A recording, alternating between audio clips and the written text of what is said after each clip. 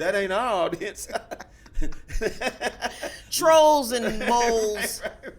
Right. Ooh, do we have any more trolls? That was fun. Any Christmas trolls? That would be funny. Right. Any Grinches?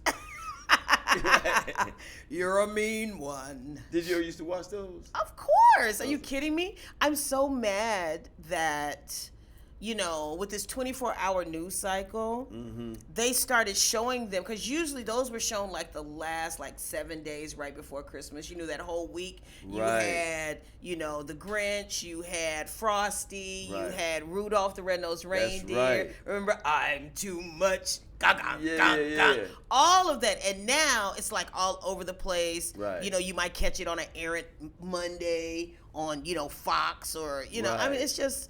It's disorganized. More like clockwork, right? Yeah. So you can kind of gauge you were ready for the season, Yeah. Did you ever see It's a Wonderful Life? 100 times every year. I'm gonna tell you something, my girl. I'd heard about that. First of all, these thanks. Aren't you festive? Look I guess at you. yeah. You gave me this.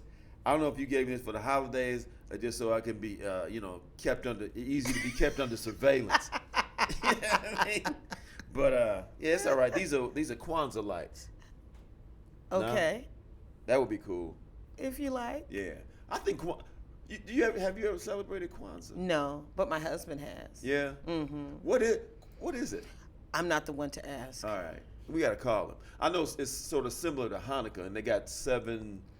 I guess it is similar to Hanukkah. Yeah, they do have candles as well. Right. I never thought candles. about that. It was invented by a brother out of Los Angeles, like in the mid-'60s, which, in my opinion, is why it hasn't caught on yet, because it needs time to marinate and gestate, and things like 100 years from now when you can mythologize it. Like, everybody mythologizes the birth of Jesus, but when Jesus first was born, you know what I mean? Like, if people knew Jesus, you could have a holiday in his honor. Because, I knew Jesus. He used to eat with his mouth full. I ain't going to have no, you know what I mean? But once 1,000 years go by, then you can mythologize him. So, same thing with Kwanzaa. That part. Yeah, you know what I mean? Because, now, it's like, potentially, here's the brother that invented Kwanzaa. He gets to be out there mowing his lawn. Wearing sandals with socks on. That's me. Nah. I think that Kwanzaa is extremely popular. I think that with African Americans. Oh.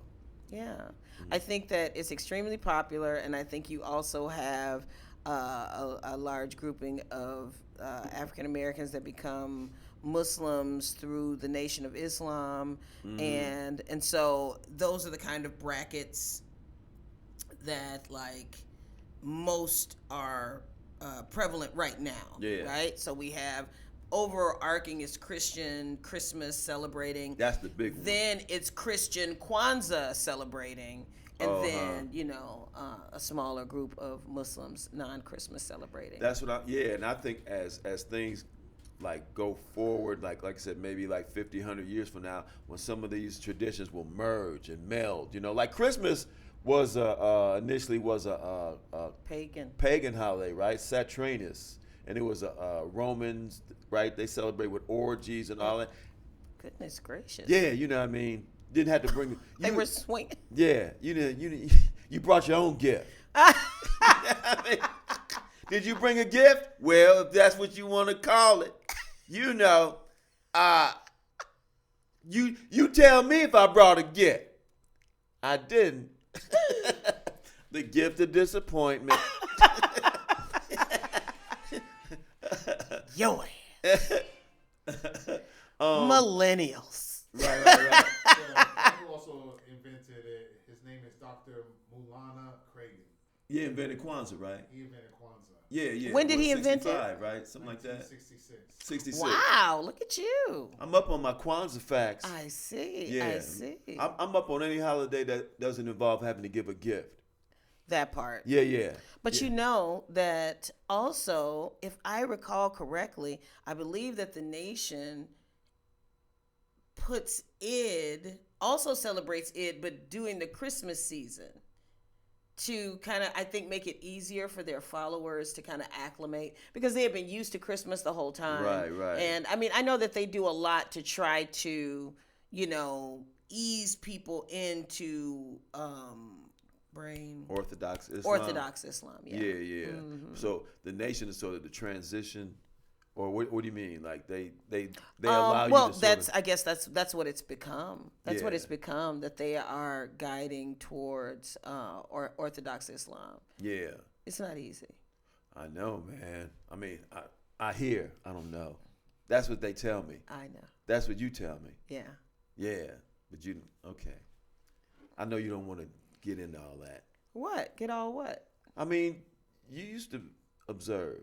I did. Yeah. Right. Yeah, I did. Yeah. Now I'm more of a practitioner of the Abrahamic faiths.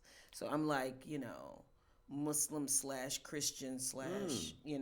And why not? Because it's all made up. Oh my. No, but you know what I mean? It's all Are right. you an atheist, Dwayne? Yeah, a little bit. Oh my God. Didn't you say we were going to talk about things you did? I did not know this about you. Yeah, I mean, I'm not proud of it. Why not? I'm not proud of anything, really. That part. I'm not proud of anything. Oh man, speaking of which, so yesterday I was Speaking of being an atheist. Yeah, speaking of worshiping the devil, listen, I'm the type of guy. You ever bring the devil to your crib and he eats up all the snacks? He's like, come on, D. Come on, D. You know what I mean? Leave some for some of the other pagans. Oh my God. But I was yesterday I went to my cousin's birthday party. Mm-hmm. Asked me how old she is. She's your cousin. Yes. 60? 100. Wow. Her 100th birthday party, my girl. That's amazing. Yeah, and she's spry. I got some video. I might even let you. Yeah, she's dancing and you know what I mean. Yeah. So, what was my point in that? Oh, I think if you just live long enough, you start to question everything at some point. Well, that's interesting. My daughter is studying philosophy, and so that's kind of it, like thinking out of something. Yeah. Thinking the existence out of something, no matter what it happens to be. Well, Right. Why is that? Or questioning everything. Right. I mean, when it's all said and done, some people call it positive thinking. Some people call it vision boarding. Some people call it. There is an energy that surrounds us that we control, that connects us to the universe. Mm-hmm. And if you want to say it's the universe, if you want to say it's energy, if you don't want to call it God, that's fine. Mm-hmm. But I see God working in my life too often to think otherwise. Yeah. For me. Yeah. And I'm not like on that tip like God doesn't exist and here I don't know. What do I know? Then the question is, prove it. Can you want some more concrete that God does than exist? mythology? I think so. I mean, I don't know. I don't know, Tammy I think X. It's just that, I hate you so much. There's so many layers to the aggravation that you give me. But I don't know. I hope I'm wrong. I mean, that sounds kind of smug. I hope I'm wrong about being so right. I hope I'm incorrect this time. But no. I mean, I don't know. So I'm open. But sometimes when people say, how can you not tell the universe? Which, first of all, to me, that's a backdoor way of saying God without, that's kind of easing up. Either you believe in God or you don't. The universe, that's just space. What does that even mean? The universe will provide. You mean like empty space? I'm praying to that? I'd rather just go ahead back to praying to God. At least I know where the disappointment is coming from. I think oftentimes something that I found interesting is that people often see God working in their lives is that I'm going to pray for this thing, and they assume that God always answers in the affirmative. Yeah. So, I prayed for this thing and I didn't get it. And, I feel like God is not hearing me. God heard you. He said no. I mean, everybody just assumes that, God must not have heard my prayer. No, God is saying this isn't for you. I would even believe, though, in God, if that were even the direct man. Oh, hold on, I got to call. It's God. No. Well, thanks for answering at least responding. Well, see, here's the thing, right? If you, excuse me, I know in Islam, they have a term where it's, if something is meant for you, then God lays it out for it to go smoothly, and this and then that and then this. If you see obstacle after obstacle after obstacle, perhaps this isn't the way that you should go. Now, I think that a lot of people well, that's just struggle. And so I need struggle to build character. So when I do achieve a thing, so I think sometimes that can be a little confusing. I know that was when I first became Muslim, that was confusing to me because then, then I thought struggle builds character. Right. And so a certain amount of struggle is, I think, necessary. Right. But then, how do you differentiate between which struggle is necessary and which struggle is God telling you don't do that? Exactly. That becomes subjective and arbitrary. Right? Yeah. How much struggle is too much struggle and how much struggle is enough? Exactly. Yeah. Exactly. I don't know, man. Like I said, because when God, to me, when God doesn't answer a prayer at all, or like I said, I would even take a no. I would even take if it was something written in the clouds, something written on my forehead, something like, a note, something. But when you don't hear anything, that's like that's the showbiz no. Like, in show business. Yes. When you try to book a gig and you either hear, yes, you got the gig, or you don't hear anything. No. So God gives you the showbiz no. He gives you the showbiz no. Yes. I don't know, man. I'm open, man. I'm hoping for something. God, somebody, an alien, a spacecraft, something. I'm ready to get up out of here, my Yeah, girl. that's interesting. When you think about the spacecraft, I see these shows called, they're all over the cable. Oh, yeah, they got a bunch of those. Ancient aliens.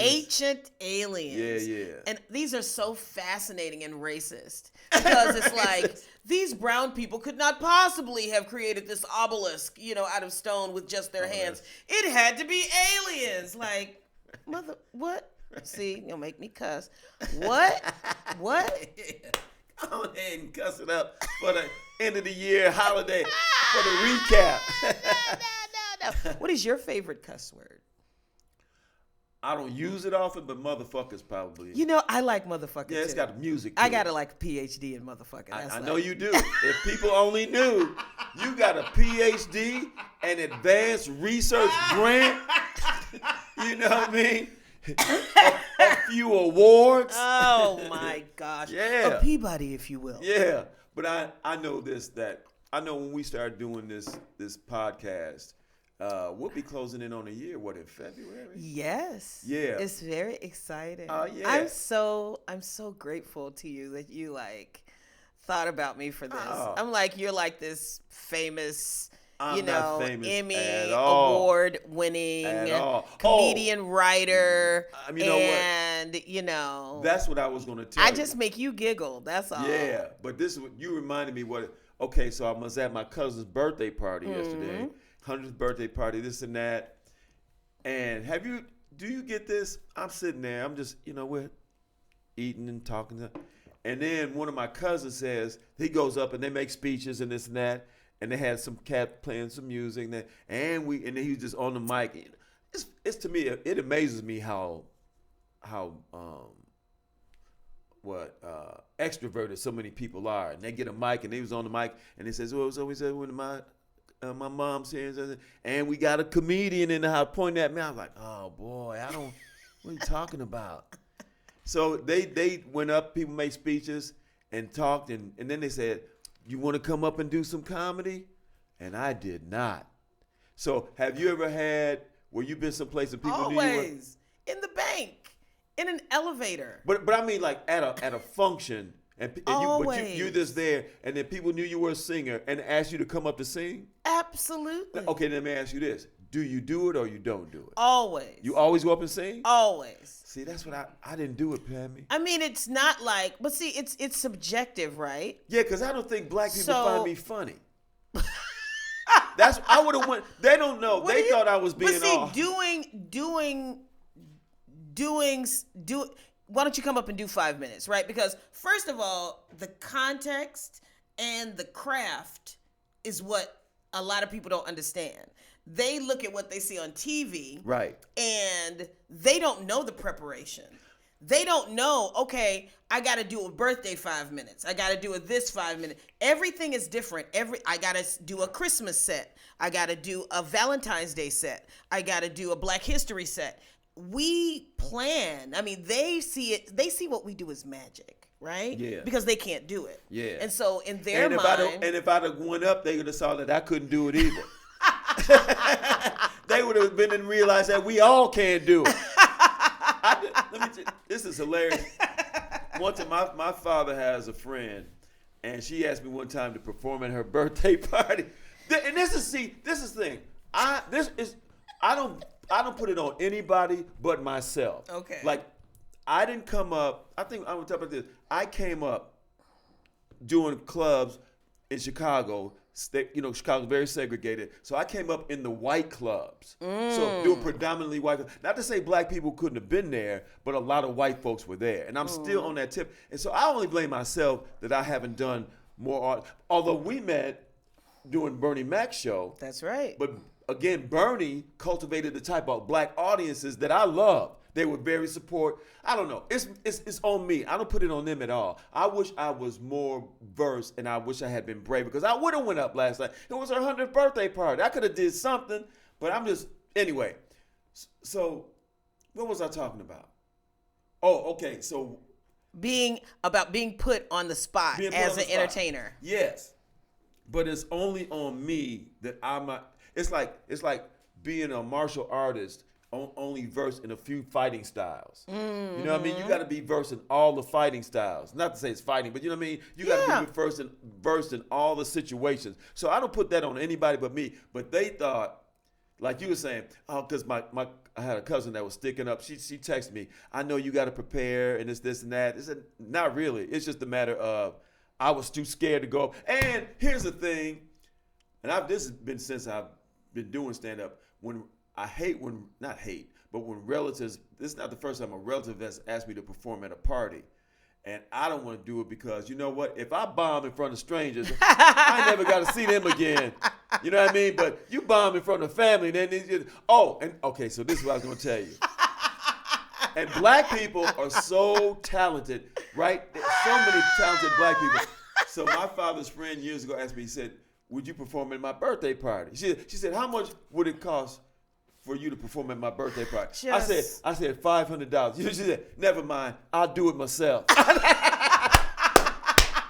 I'll do it myself. That's how little regard people have for comedy. It's like, and the thing is, she was really funny. She probably could have did it herself. So, you know what I mean?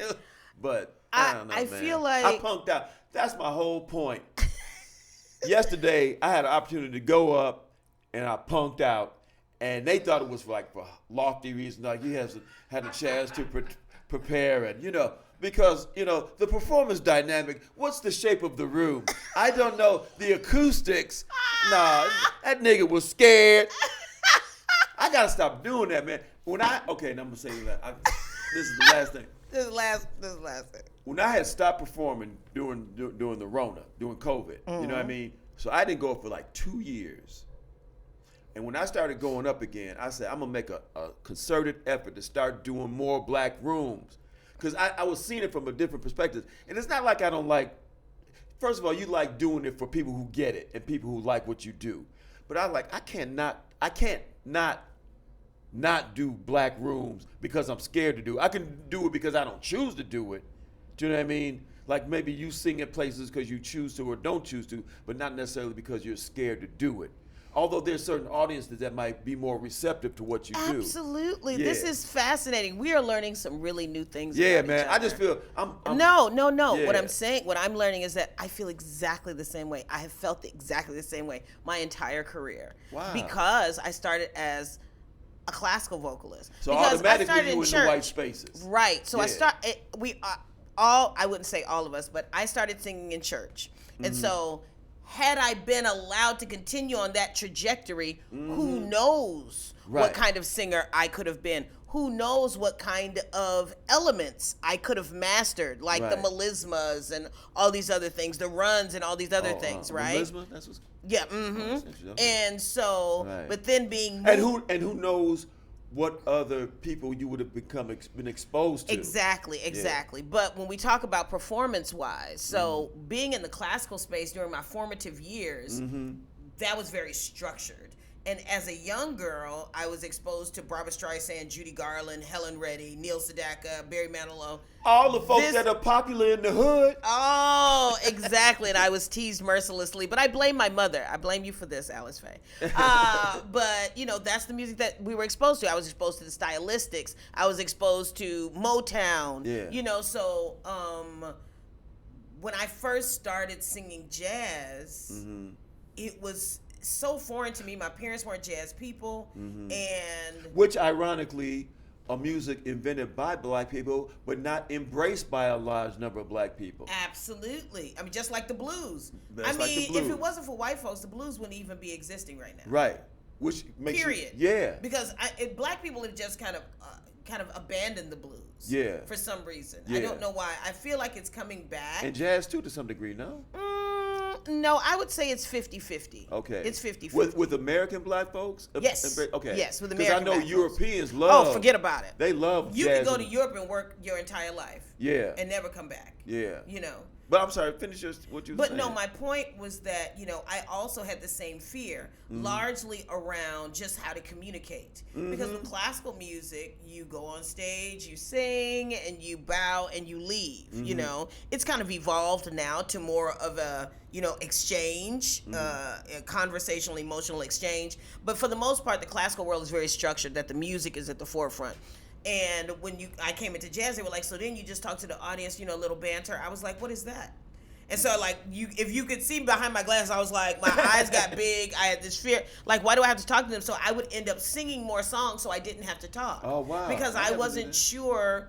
I only sang for black audiences in Chicago, mainly, at the Cotton Club. And, as I got older and more confident, I branched out into, white spaces.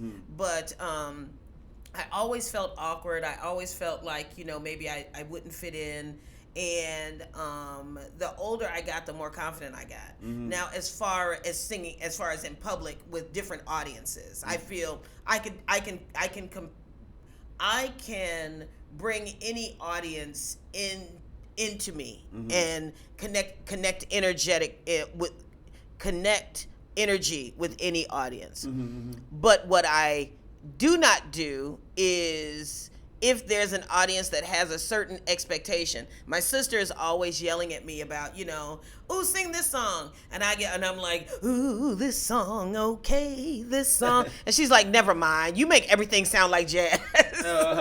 And so, I mean, the best hacks in the world are your family. The best people to really get you to, like, make adjustments, see what's wrong, And so as far as singing when people ask me out of the blue, sometimes appropriately, most times inappropriately. But even, okay. So I said, well, what's your favorite song? Who's your favorite singer? Because what I don't like is when they say, sing this song by Anita Baker, or sing this song. Who's this girl that I love? Jasmine Sullivan. Oh, I never heard. God. She's great. I just love her to smithereens. I think, Jasmine Sullivan, I love you so much. Your voice is extraordinary. Oh, wow. But if I went to go sing a Jasmine Sullivan song, they would grab me by the scruff of my collar and throw me out of a window because I would completely butcher it, right? Because that's not. I don't approach or serve in that beautiful way, So as long as I can control the presentation, I don't mind. I mean, it's just people showing love, and it's like, sing happy birthday. The thing I hate most is sing happy birthday. Oh, for real? If I could just sing any song, then I'd sing a song. It's fine. Okay, yeah, I just punked out. That was basically it. And she turned 100, and they just want to come tell a joke. You know some joke. Tell a joke. And I don't know jokes. That's the one thing I don't really have a joke. And then the stuff I joke about, again, man, I could get up there. Is that gonna hit? Is that gonna hit with your 100-year-old cousin? She'd probably. That's one thing I found that sometimes the older the are like really old. A lot of those old folks, they're more liberal and open-minded and bawdy and whatever they are than a lot of these young folks. You know what I mean? Young people that walk around being traumatized by everything. I don't, the way you looked at me.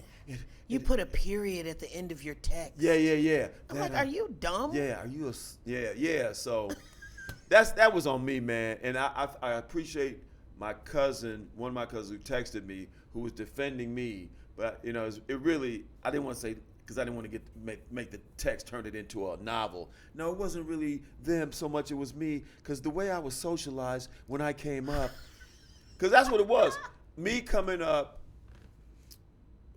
I grew up in the city until 7th grade, like part of 7th grade. So I was around black folks all the time, and it's still my family. I've always been around, but so I was around black folks. But then when we moved to the suburbs, and I grew up around white folks, so I guess I accrued and acquired that sensibility of what I can't say what white people think is funny, but also what I think is funny. But who knows? That environment had to inform my sense of humor to some degree.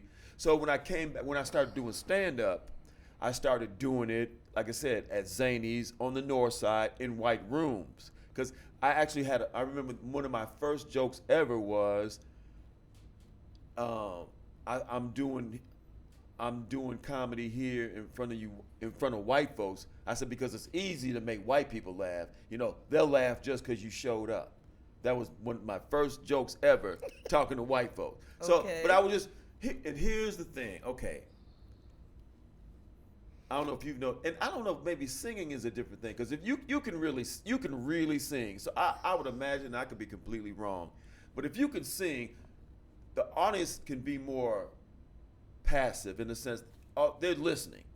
But they will follow you. They will follow you. But I'm saying, so you could sing a song, and whether they like the song or not, or whether they can recognize, I don't like this song, but she can really sing. Right. But people if I don't like that joke, they're not going to laugh. And if you need that active response as a comedian. So if you're not getting that, so I said that to say, if you're not funny, and again, I don't want to just categorize all black folks as the same, because they're not. Black folks ain't playing they not playing with you. And if you ain't funny the way I think you should be funny, then you ain't funny. Have you ever done the Apollo?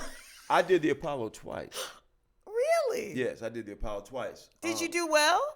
Here's the thing. I did it. That was another thing. I went out there and I auditioned for the Apollo, but I was auditioning. At this point, I had been doing stand-up. I was a professional. I consider myself a professional. So I auditioned at the Apollo Theater upstairs in this room, and they said, well, this is the amateur. We're going to audition for the amateurs, for the amateur show. I said, well, I told them, I said, I'm not here to audition for the amateur show. I want to get on as a professional. So, okay, well, just do this, and then we'll see. So I went up in a room full of auditioners at the Apollo Theater upstairs in some room, and I did it, and I passed. We like you. We want to book you. I said, no, I don't want to do it as an amateur. I want to be on as a guest comedian, as a professional. Okay, well, you'll have to audition again. They have a different audition for that. So I auditioned for that at Dangerfields, the club in New York, and I got it. I passed that audition. So they booked me. Tammy, the first time I did it, it was great. I got to show you that. I got to find that tape. I got it. Yeah, it was fine. But this is on me. The second time I did it, it was a couple years later. This is me. I did material I had never done before. And I was up there talking about the destruction of the dissolving of the South African government. Woo! Woo! They gonna love this. They're going to love me breaking it down about the dissolution of the South African government. Anyway, South Africa, the way it boo, wait, but no, hold on, hear me out. Because the way it's structured historically with the, boo, boo. And And then You need your ass beat. You yeah. really do. So the first time I did it, I was doing material. Ridiculous. But you know what? And I'm so and the first time I did it, I was doing jokes about big booties. And, Shut up. And wearing Depends, and you know what I mean? It was funny, but at that point, like you want to try different things, but I should have kept it more in the big booty man, realm. I tell you, it's very and as you grow, as an entertainer, you learn your as an audience. artist, right? You learn your audience and what certain audiences are interested in. Yeah. You know, and then you also learn that sometimes you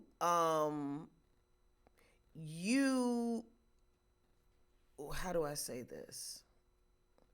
You shouldn't make assumptions about the level of understanding that your audience has. Because I mean, if you look at Chappelle, now, I mean, he could talk about, what is that? String theory. Exactly, Yeah, right? yeah, He could yeah, talk yeah. about physics. Yeah, but and be like, yes, you're you know right. what I'm saying? So it's how you spin the story or how you spin the song. But- so like there's this show I do. It's Barbara, Judy, and me. Barbara Okay. Streisand, Judy Garland, and the impact that they had on my life. Okay. And how their songs inform some of the things that happened in my life, and because I see these songs as little folk tales and little ways to help you and advise you along the way, because people have written these sentimental things. They've written these things out of sentiment, a sentiment of heartbreak, a sentiment of love, a sentiment of friendship, a sentiment of war, all these different sentiments. And there's poetry that are being given to us. And then each generation takes it, reshapes it, and redistributes it, right?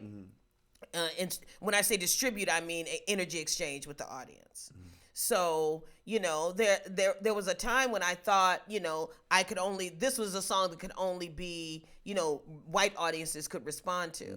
But, I did the show, and I mean, people came up to me in tears, And I think so much of our thinking is shaped by coming up in Chicago. That segregated way of thinking. Yeah. So I'm sorry, continue. No, you're absolutely right. Yeah. And so as we grow, as we learn as entertainers, a lot of that is going to be par for the course. I think even somebody coming up and asking you for an autograph or a picture, that happens all the time. I was just in Baltimore. That was the last show of my season, my Christmas season. Okay, great. And shout out to the Keystone Corner and all those amazing people that came out to see somebody they had never heard of in their life. And see, that's the thing, right? I mean, I'm not Diane Reeves. I'm not, some famous jazz singer. But people really came out to support me and want to hear what this person was talking about. And so after the show, it was really great. I got a standing ovation. Oh, wow. And I do what I always do is I walk out into the audience and I shake every hand. Really? Because you don't know me.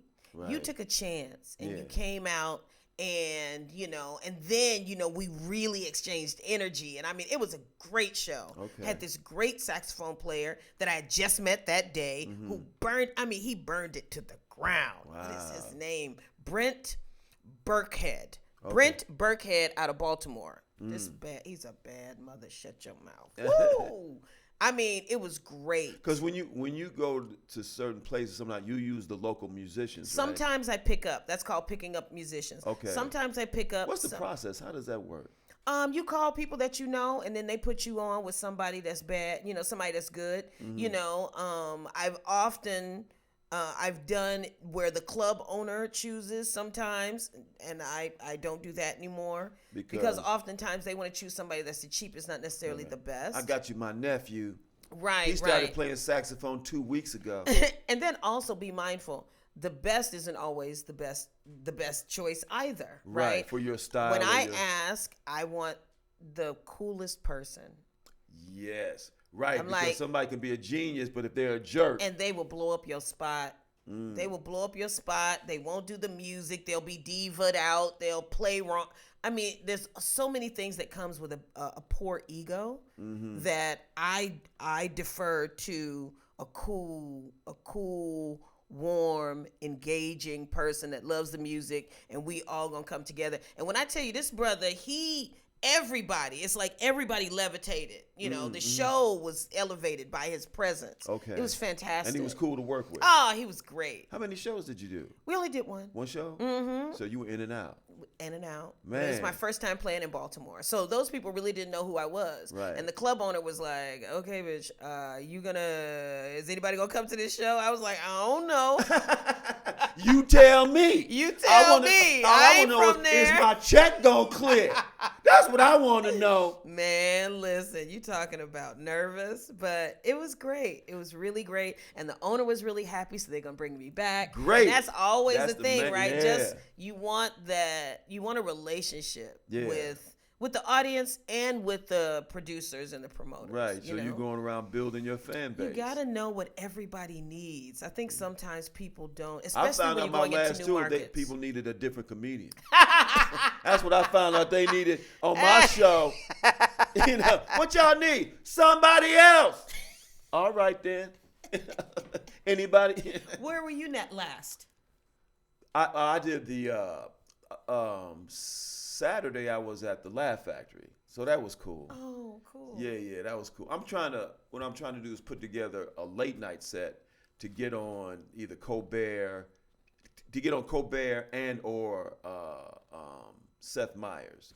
I didn't even know that they were still putting stand-ups. I'm trying to get on TV. My girl, I'm trying to get, all of this is trying to raise my profile so that I can do some shows where when I leave, I'm not in the hole. And I have less money than I started with. That's wonderful. Well, you think great. Seth Meyers sucks? Why? You think he sucks? Come on. Do you think Seth Why are Meyers you sucks? asking me these things? Because you made that face. What face? That's gonna be edited like out. You made that edited out face. That is gonna be edited out, bro. You recorded It's gonna be horror. edited out, so it doesn't matter. I'm trying to. It fascinates me. It fascinates me how What? these people, these unfunny people get shows. They're just gifted this life of. It's fascinating. These unfunny. I got a list, and Who's on the list? Why you want to unleash me like this? Yeah. Leave me alone. Who's on your naughty and untalented list? Naughty and untalented list. You're not going to do me like this. We're going to edit this. We're going to cut it. Checking it twice. She going to cuss out everybody that's not nice. Who's on the list, my girl? I don't have any opinions. Tammy Clark. I don't have. Tammy Claus is have cussing you out.